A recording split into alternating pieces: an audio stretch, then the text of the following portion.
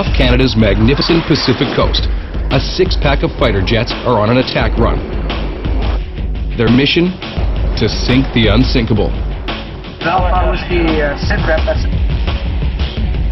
7 heavily armed ships are also steaming to the scene with the same goal in mind.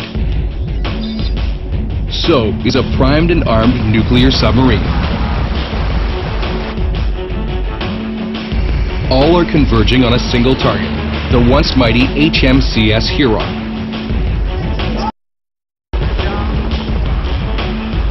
It's all part of a live military strike exercise where everyone wants bragging rights as the team who sinks the destroyer.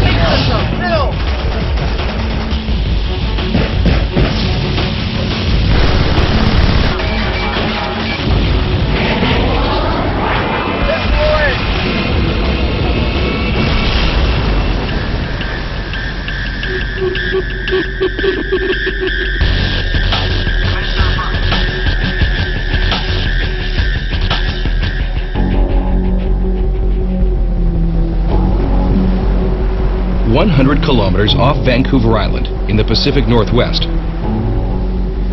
Over 40 aircraft and 8 warships from the US and Canada have gathered for a live attack on a Navy vessel. For the next 10 days, these ships and aircraft will undertake a simulated war. It involves the most advanced naval and combat aircraft in the world. It's called Operation Trident Fury and has been taking place annually for the past 3 years. Its aim to promote battle readiness off the coast of North America. The exercise includes heavy arsenal from the United States and Canada, using the CF-18 Hornet,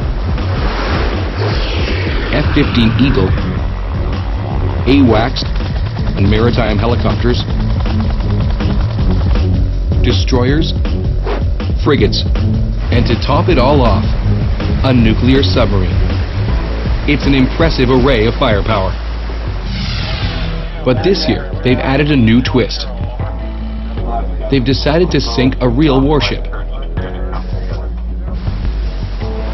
Real naval battles are few and far between. There hasn't been one since 1944 in the Leyte Gulf. This is a rare opportunity to test hardware, to learn how the various weapons systems will perform in actual combat. 116, hostile. Okay. And this is the target, the destroyer HMCS Huron.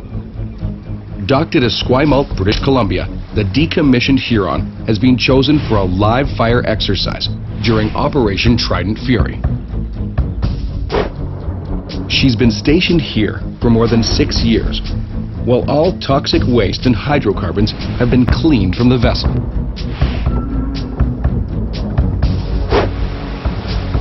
It's a unique project, and fierce competition has broken out amongst the teams to be the first to sink it.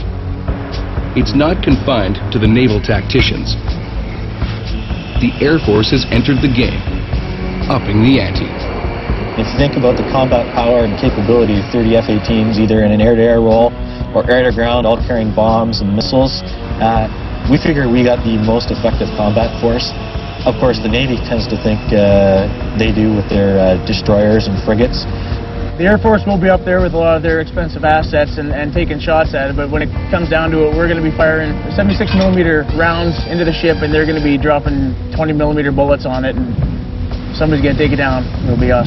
It's like we're all grown-ups, but we all, like, a little bit of competition goes a long way, especially for morale. I can say this, that they're definitely not going to sink it before we do.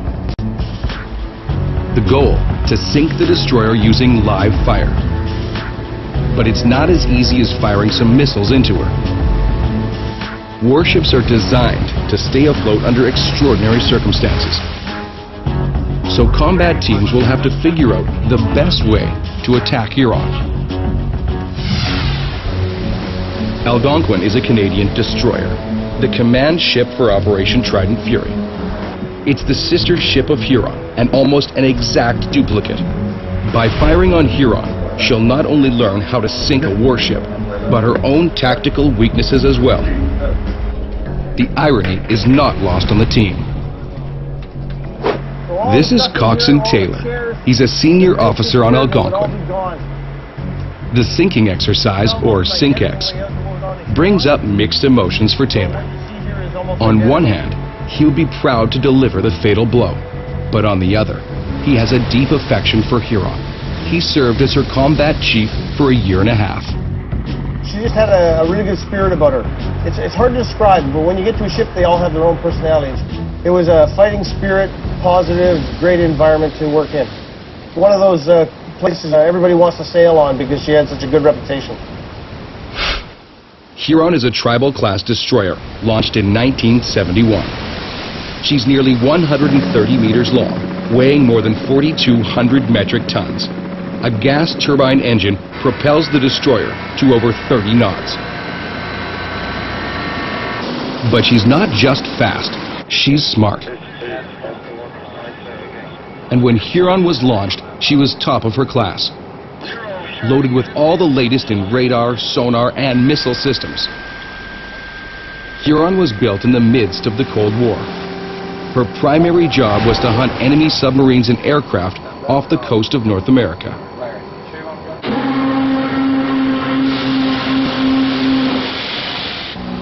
In her prime, she utilized the Sea Sparrow launch system. The Sea Sparrow missiles were originally developed as an air-to-air system, so versatile it could defend from any direction.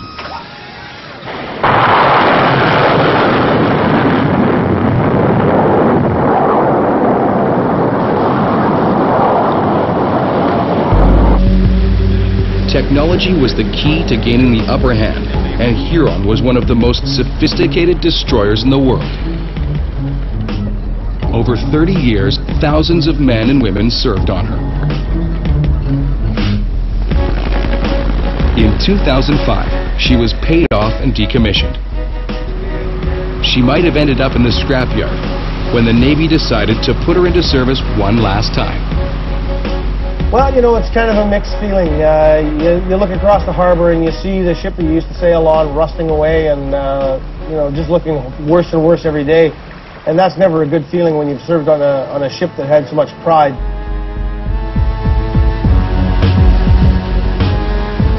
Coxswain Taylor and many others who served on Huron are now out to sink her as part of Operation Trident Fury. Thinking about sinking her was kind of difficult when I first thought about it, but then I started to reflect on what would a warship, you know, if it had its own choice, what would it want? And I think it would want to go down in one last gunfight. So in a final act of service, Huron will provide training to a new generation of sailors and ships. Nowadays, the military relies heavily on computer simulations, but nothing can replace a live exercise to test the effectiveness of weapons and the survivability of a warship. Such information will lead to future ship design and weapons development.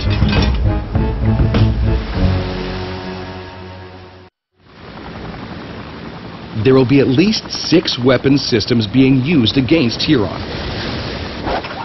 The 57mm cannon, capable of firing 200 rounds per minute.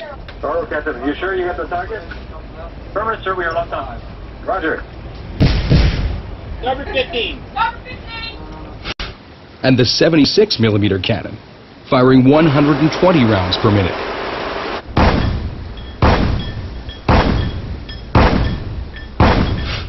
The Sea Whiz, or close-in weapons system, firing over 4,500 rounds per minute. This impressive machine sends out a spiral of lead to intercept any incoming missiles and aircraft. The Sea Sparrow, a defensive missile capable of taking out both air and sea targets. It's almost as long as a car and moves at more than 3 times the speed of sound to meet incoming threats. The CF-18 fighter jet, which is equipped with laser-guided bombs and a Gatling gun that can discharge over 100 bullets a second.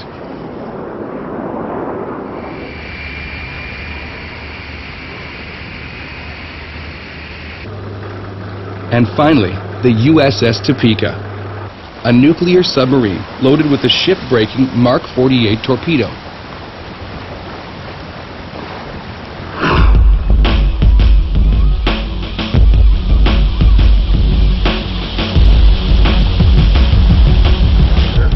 Still on shore, a crew is rehearsing. When Huron arrives at the sink site, a demolition team is to board the vessel and remove temporary navigation lights and flood sensors, equipment added to make the vessel safe to tow. The warship has been stripped of all other environmental contaminants, and this equipment will have to be removed before the operation begins.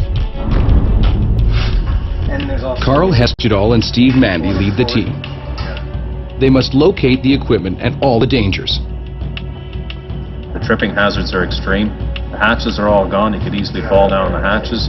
And the stability of the ship when it's at sea. The fact that it's going to move a little bit more normal than any ship that will be fitted out with all its machinery. What makes their job difficult is the hundreds of rooms that make up the interior of this warship.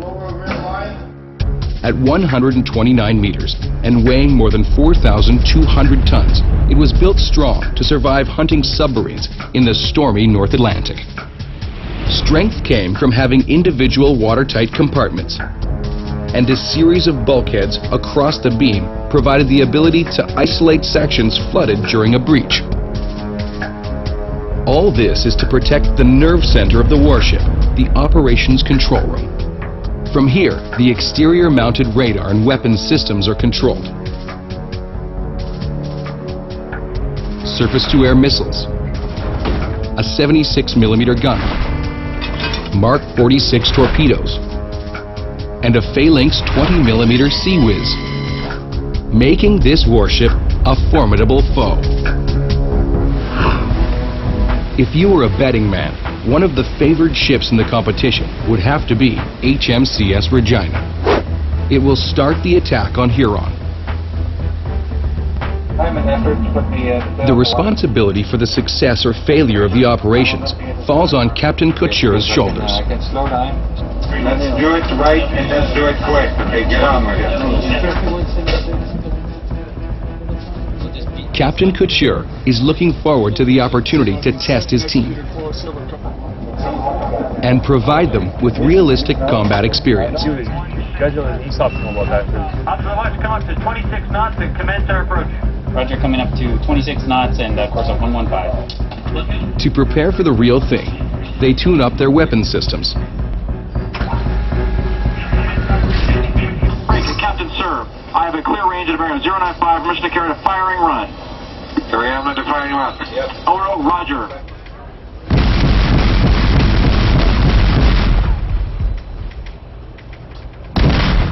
Gun beat on the bridge. Success depends on effective communication between navigation and combat systems. The bridge, which is the captain's domain, handles the maneuvering of the vessel. Deep within the ship is the operations control center. In this dark room are the ship's eyes and ears.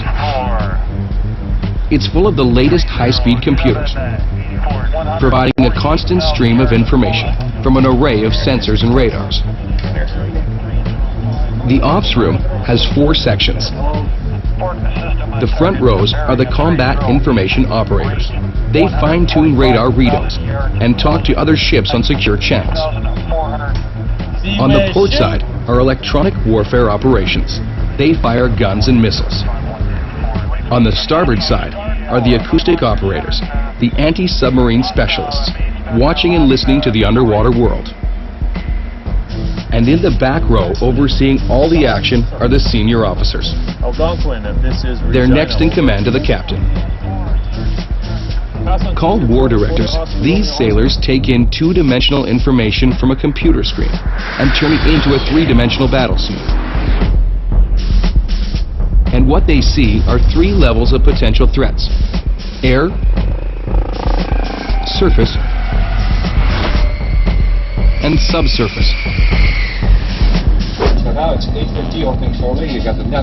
This system is taking command and control decisions on tactical and strategic operations to new levels. Regina's weapon systems are fully automatic and can defend the ship without human intervention. However, the Navy is not ready to place all its trust in computers. The final orders are still based on the captain's experience and instincts, something a computer has yet to replace. In order for the captain to make an informed decision, he relies on information from the operations room officer. It's our job as the anti-submarine warfare director and the above water warfare director to put together the surface picture so that command has a clear idea when they make a decision to engage or not to engage, that they're doing the right thing. The warfare director's greatest concern may not necessarily be from the surface or air. It may be from the deep. One of the deadliest enemies of ships is the submarine and its lethal weapon, the Mark 48 torpedo. Not to be forgotten, submarines are an important part of this war game. In 1999, the terrible power of this weapon was demonstrated against a naval destroyer similar to Huron. This is the Australian ship Torrance, and this is HMAS Famcombe. Famcombe was tasked with sinking the destroyer using a Mark 48 torpedo. The Mark 48 uses a proximity fused detonation. This means when the torpedo explodes directly beneath the hull, it creates a massive air pocket into which the ship sinks, literally breaking its back. A shock wave then drives the broken hull up and splits the ship apart.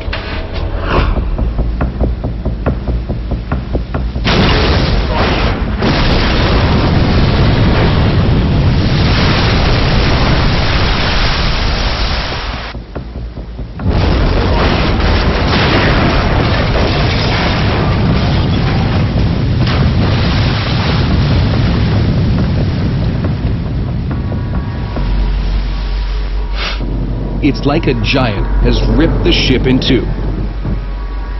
This kind of weapon gives sailors nightmares. And if the ships and Air Force don't sink Huron, this will be her fate.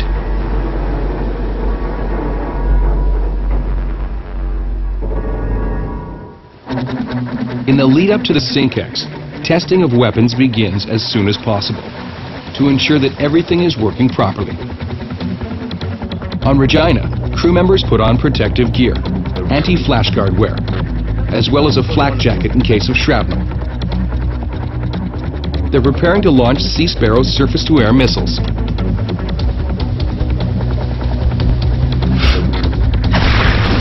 The Sea Sparrow is a highly maneuverable surface-to-air missile.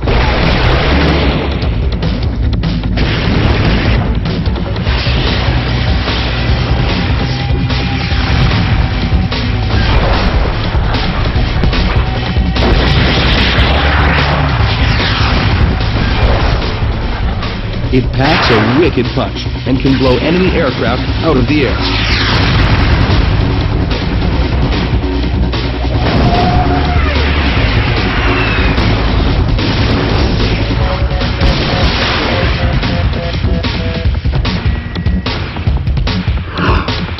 Before they're allowed on the range, the Sea Sparrows have to be live tested. This is the Vindicator drone. It acts like an enemy missile or aircraft attacking the ship. This is when the ops room begins to work. As soon as the Vindicator is in range, the weapons zero in. System target error unobserved 336, 24,000 yards, height 4,600 feet, 157, speed 157. Negative response, warning 2, 6157. Once they have a clear lock, they are given the order to fire. So shoot! A system, missile away! A system, missile away! 2 surface-to-air missiles are launched. A system, kill! Both hit the target. The operation is off to a good start. But the Sea Sparrow will not be used against an airborne target. It's being used against another ship. This will be the first time that they've fired on a surface target. The question on the team's mind is, Can the Sea Sparrows sink Huron? If so, they could end this competition before it even gets started.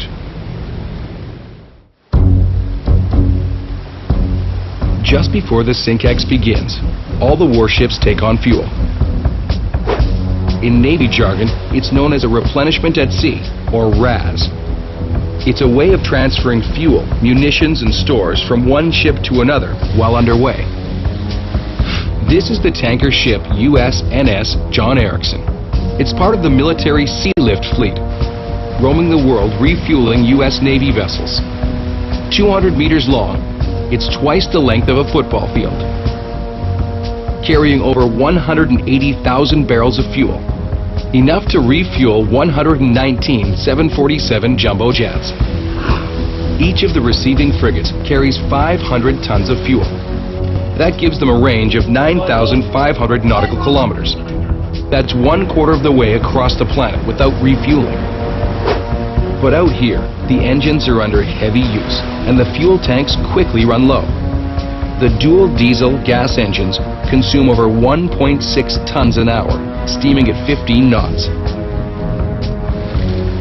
The Navy ships approach from behind and line up beside the tanker ship.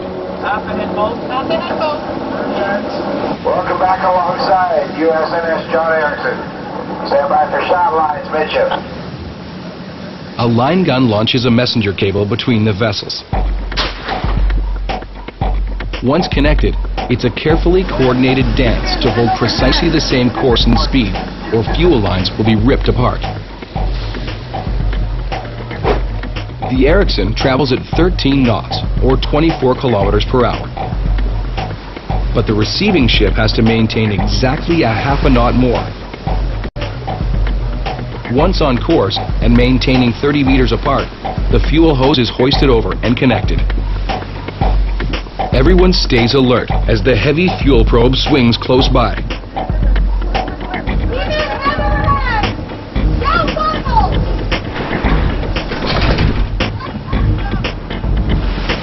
If the ships were to quickly part, this device is meant to break away. But the explosive parting could injure, even kill, anyone near it.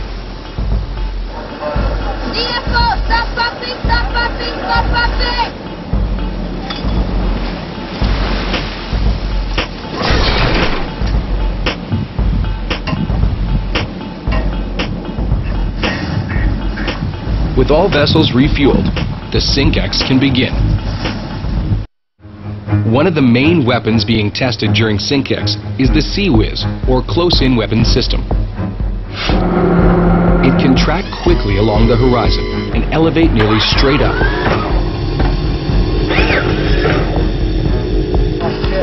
Give them an approximate. There was like 830. The 6 barrels provide a very high rate of fire, about 75 rounds per second.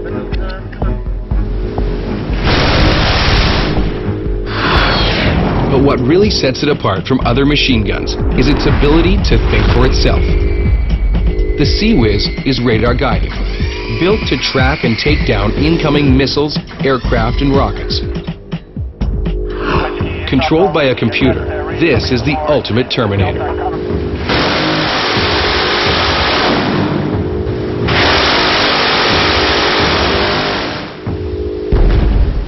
A column of lead travels to intercept the missile, and like a steel shredder, tears it apart. The CWIS holds 1,550 rounds, but after each firing session has to be reloaded by hand. 86-pound boxes of ammo are lifted and placed into the belt feeds. The manual reload is a significant downside to this weapon.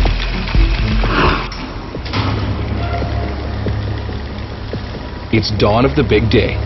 The Navy and Air Force have an ambitious schedule of weapons testing to get underway.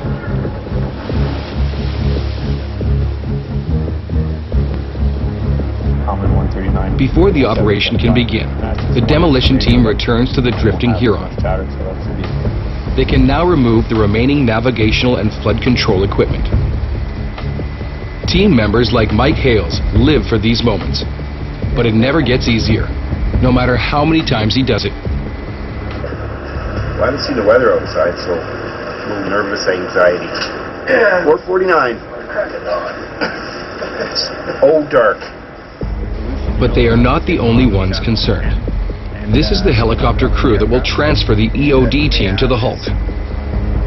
They have never worked with this particular demolition team before. They are concerned that because Huron is so unstable, the ship could roll or sink prematurely with the demolition team on board. Then they'd be performing a sea rescue of survivors, or worse, a recovery of bodies. The ship's a bobbing corkscrew out in the middle of the Pacific here, and the Huron has a tendency to go abeam to the wind. So basically the wind's going to be coming on like that, and it's going to be wiggling all over the place.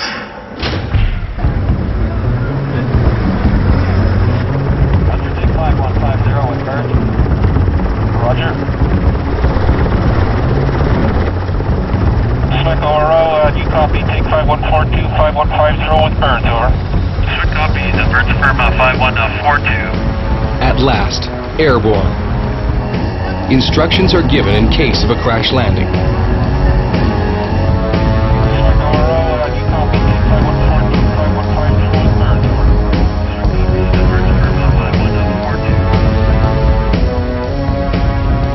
Sea King helicopters are a rare breed.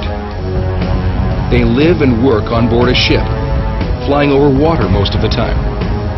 Despite continuous offshore takeoffs and landings, no one takes them for granted. In this dramatic footage, as a Sea King approaches a destroyer, we see the worst can happen at any time.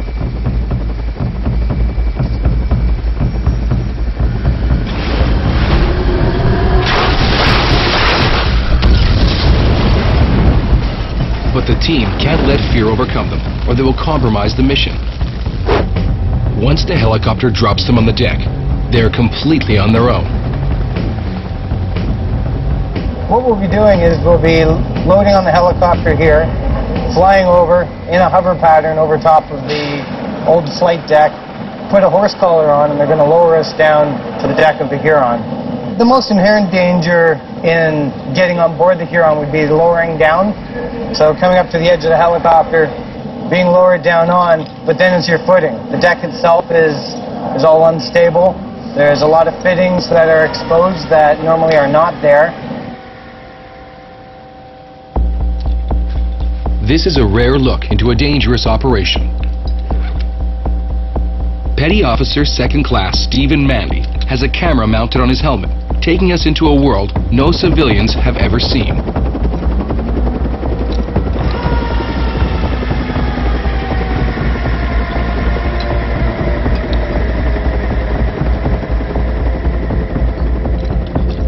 The lessons he learned while Huron was dockside will be put to the test. The plans have to be executed perfectly and according to a rigid schedule. The EOD team has 2 boxes to remove from Huron. Steve and Chris head to the stern to retrieve the flood sensors and temporary navigation beacons. The rest of the team heads to the bow. Circling overhead, the helicopter stands by to lift off the box of gear.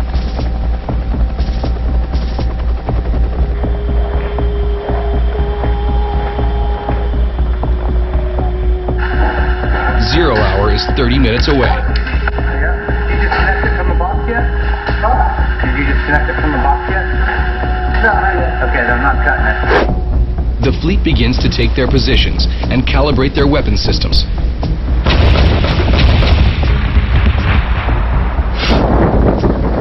Back on Huron, Steve disconnects the power from the flood sensors. The batteries that operate them contain toxins that are harmful to the environment and have to be removed. Okay, I got this one. Okay, go.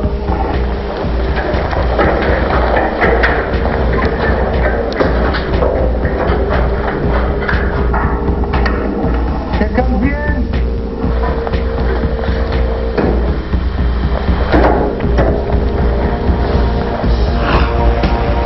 The Sea King helicopter airlifts the first power box off the bow section.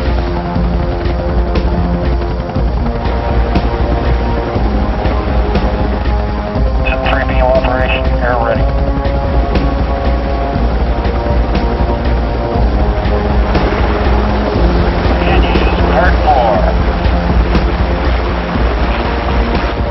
the box dropped, the helicopters are returning to airlift off the demo team. And if they're not on schedule, the entire sink plan could be thrown into jeopardy. Chris and Steve struggle with the last cable.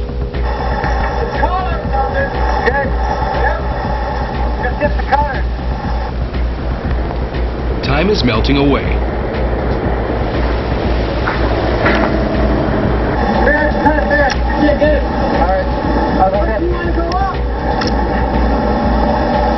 Now, to go up, we have to go to the front, and that's deviating. With the fleet standing by, they can't afford to waste any more time with the cable. They cut it. It's time to leave Huron.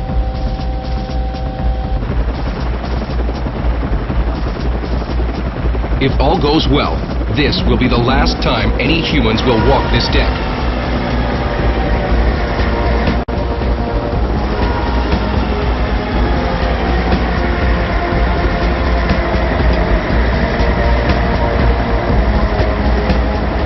It's exciting. It's actually nice to be able to go on a ship and do a job and actually see a ship go down to the bottom.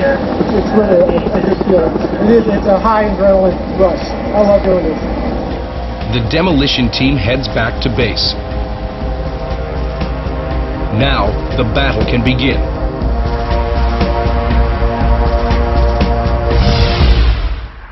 At the Comox base on Vancouver Island, the CF-18 fighter pilots prepare for one of the most exciting missions of their career: attacking a destroyer. This is the CF-18. It has two engines, each generating 16,000 pounds of thrust.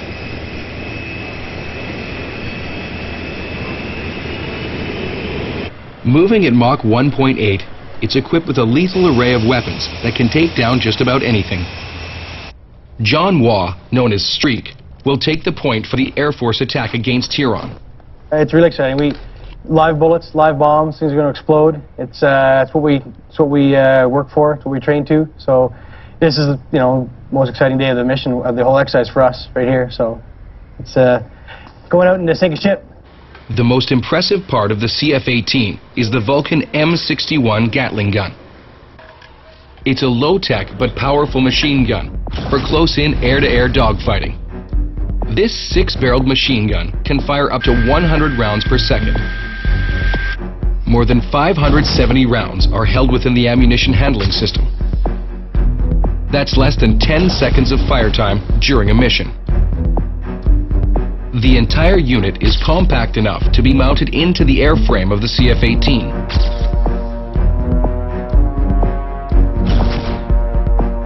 But is this enough to sink a ship? They're fairly heavily armored, especially on the sides. But if you put the rounds down the top, there's not a lot of armor along the top of them. So if you can actually get it on a proper angle coming downwards, it'll go right through. We're traveling about 450 knots, so when we roll in, we only have 7 to 10 seconds of before the boat gets too close. We got to pull up and get out of the way. So it's pretty exciting to roll in, do a little bit of check your parameters, make sure everything's going good, move the pipper, which is where the bullets are going to hit, onto the part of the boat that you want to hit, squeeze the trigger for about half a second or so, and then get away real quick up and to the left before any shrapnel or fragments come up.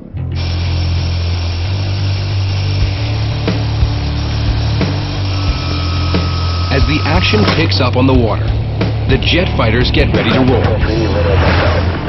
400 must be early left turn, VFR. The attack on the destroyer is set to start in minutes.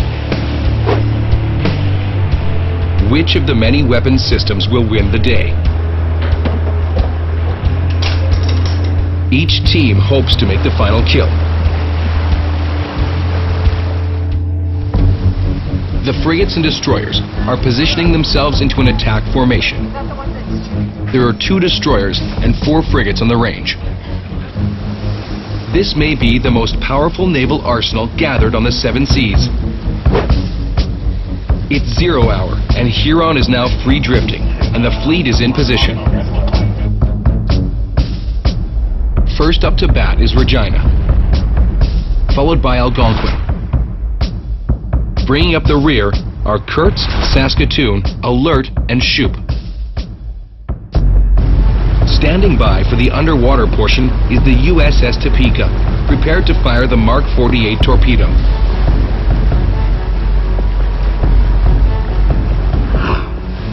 Aboard Regina, the weapons crew are doing last-minute repairs. Her 57mm gun has jammed, and Master Seaman Jefferson is not sure if they're going to get it up and running in time. The round didn't properly laterally feed, so it didn't make it to the landing position before it flicks it in the breech, which happens from time to time. So we don't know why. All we can do is go up there, look at it, rectify it, set it up for firing again. They'll have to work fast, or they'll be dropped from the attack formation. In the meantime, Regina moves in to launch the Sea Sparrow. For the live fire exercise, a new function has been added. The Sea Sparrow will be tested as a ship-to-ship weapon. Will it work in this mode? Best thing that happens is we do the exercise, we get all the information that we wanted, and get some missiles into the Huron, and we sink it, hopefully, and nobody else. All positions swing. We are going to carry on with the SAS engagement against ex-Huron, and now bearing 297, 15,000 yards. Awesome, watch, Roger. Okay, bridge team. We're clear to fire. The operations room brings the missiles online and zeroes in on Huron. All units, this is Romeo Delta Splash, 1 times, slow flyer. Out. Let's make it easy. SAW, gun track while scanned. Yeah, keep going. Oral select recommend engage at 3,500 yards. Trax bearer, engine at 4. Seclaro, take X Huron. Quick Roger.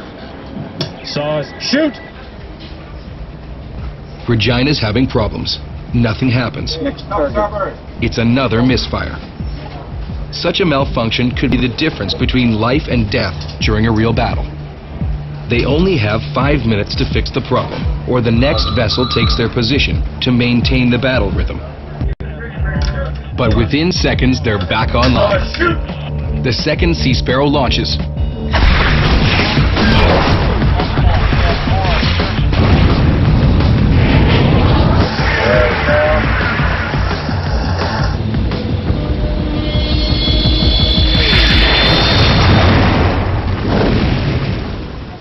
Oh yeah, she swallowed a missile. Interesting enough, where the missile impacted would have gone right into the missile deck of the ship. If she had been loaded with missiles, it would have been a mess. The warhead has impacted into Huron's missile silos, located right below and in front of the bridge.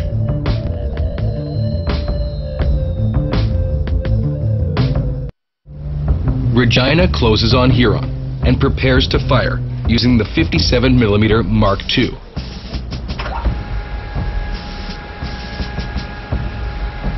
It's a lightweight cannon with a special servo system that keeps the gun locked on to a moving target, compensating for the movement of the ship, reducing aiming errors.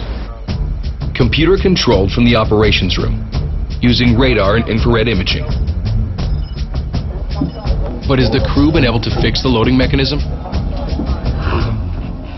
Range 1,870 yards, sir. That's as good as it's going to get. Okay, from the Tesseract here, load the 3P. Aye, sir. The shells explode beside the target, spraying it with shrapnel.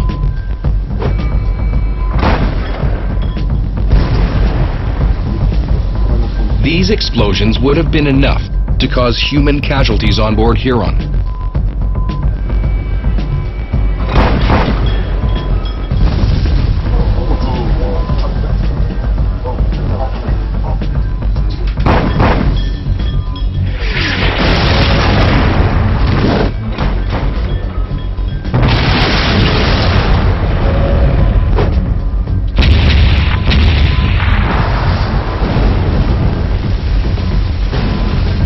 But Huron is not listing and shows no signs of taking on water. Now Regina moves in closer to fire the Sea Whiz.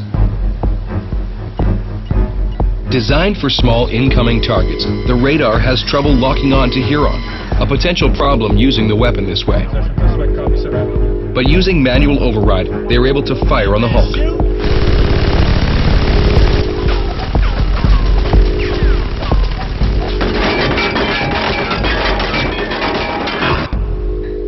The Regina has done significant damage, but has not delivered the fatal shot. The rest of the fleet moves in. Each will try to deliver the death blow.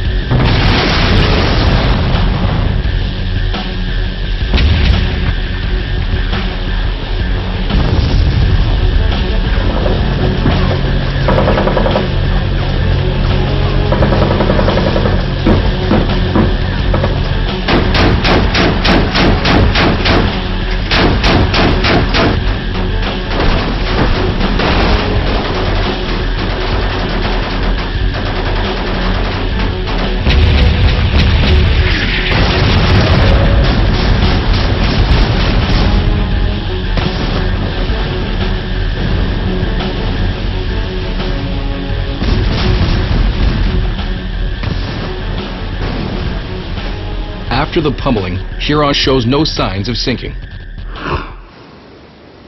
Algonquin moves in. Some of the crew are a little uneasy about participating in the attack. The gun that's on the Algonquin right now, the 76 on the front, used to be the gun that was on the Huron. So some of the guys said they don't want to put any ammo into the Huron with their 76 because that's her old gun and it's bad karma. It wouldn't be good luck. Mixed feelings aside, the crew opens up the 76.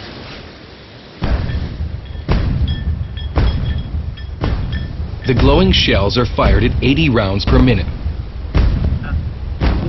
Get her, Algonquin! Get her!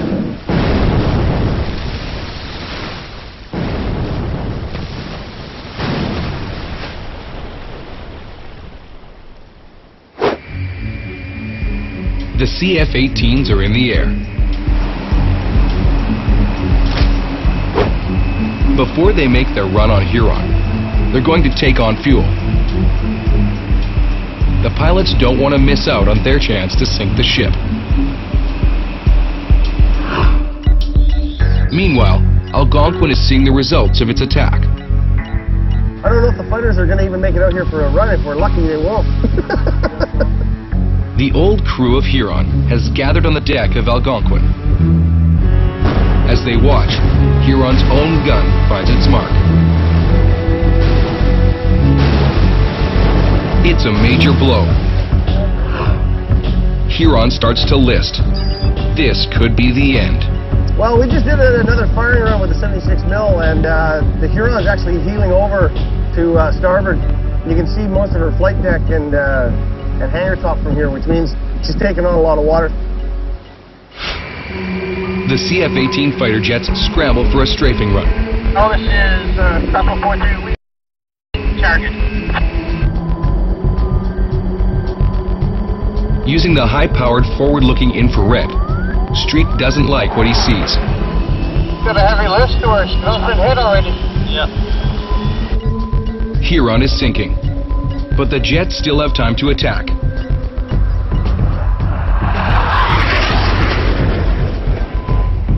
Come on, baby, you can do it! Don't let those fighter jocks touch you! They begin their plunge from about 2,000 meters, straight down. Target locked, the Vulcan unleashes a stream of lead. Altitude.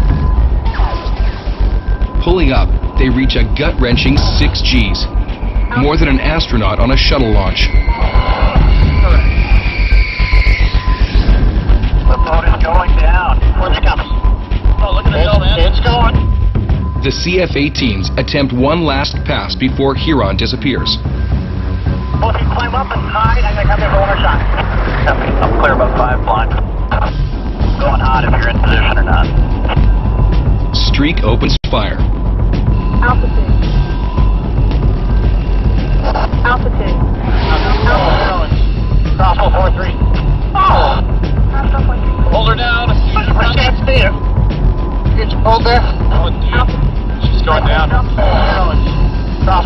But it's too late. The Navy has already won the day.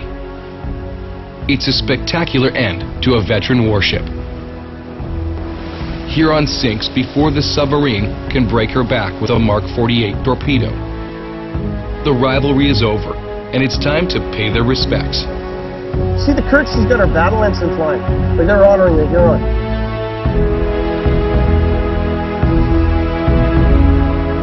With the missile attacks and bombing behind her, she's left to slip beneath the waves.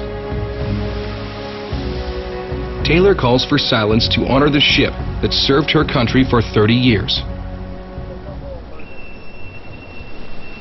Stand still!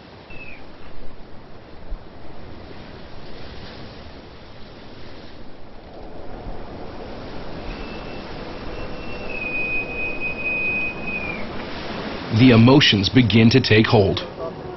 Well, a little bit mixed. Nice to see her end that way, but it's also hard to see her end. So it's good. It's a good day. It will take months to analyze the data from the sink exercise. The vulnerability of Huron to a direct attack has generated a new respect for the arsenal. It took us a little back. Certainly, in a moment that will be captured in our memories for a long time. The clear winners are the warships and their crews who sank Huron.